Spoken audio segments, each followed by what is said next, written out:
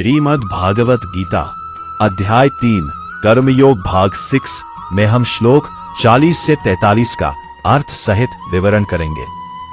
क्या आप जानते हैं, हमारा सबसे बड़ा शत्रु बाहर नहीं, हमारे अंदर छुपा है। कुरुक्षेत्र के मैदान में जब अर्जुन भ्रमित हो गए, तब श्री कृष्ण ने उन्हें कर्म योग का ज्ञान दिया।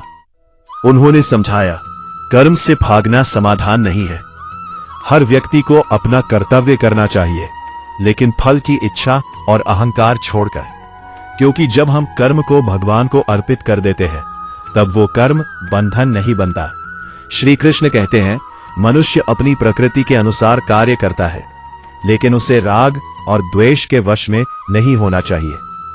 अर्जुन ने पूछा, मनुष्य चाहकर भी पाप क्यों कर बैठता है? तब भगवान ने बताया, काम और क्रोध ही मनुष्य के सबसे बड़े शत्रु हैं। ये ज्ञान को ढक देते हैं, जैसे धुआं आग को ढक लेता है।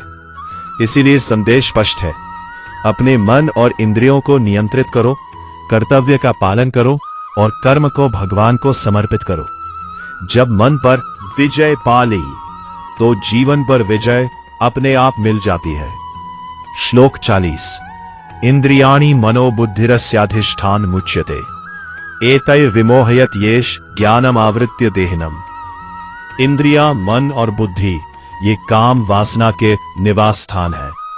यही काम मनुष्य के ज्ञान को ढककर उसे मोह में डाल देता है। श्लोक 41 तस्मात् त्वम इंद्रियाणि आदौ नियम्य भरतर्षभ पापमानं प्रजहि हेनम ज्ञान विज्ञान नाशनम। इसलिए हे अर्जुन, पहले इंद्रियों को वश में करो और इस पाप रूपी काम को नष्ट करो जो ज्ञान और विवेक का नाश करता है।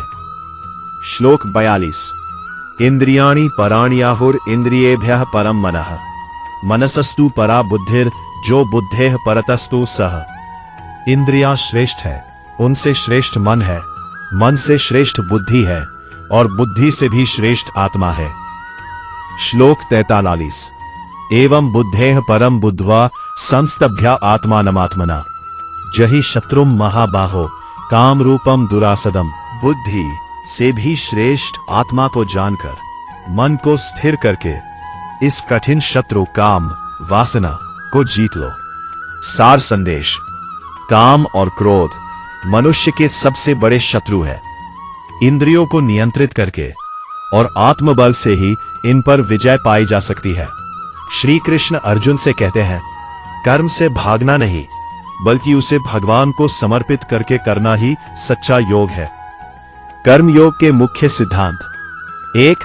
कर्तव्य निभाओ, परिस्थिति कैसी भी हो। 2.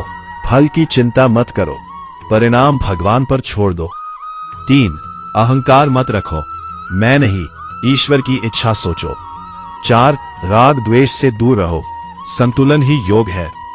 कर्म योग क्यों जरूरी है? क्योंकि कर्म किए बिना जीवन चल नहीं सकता।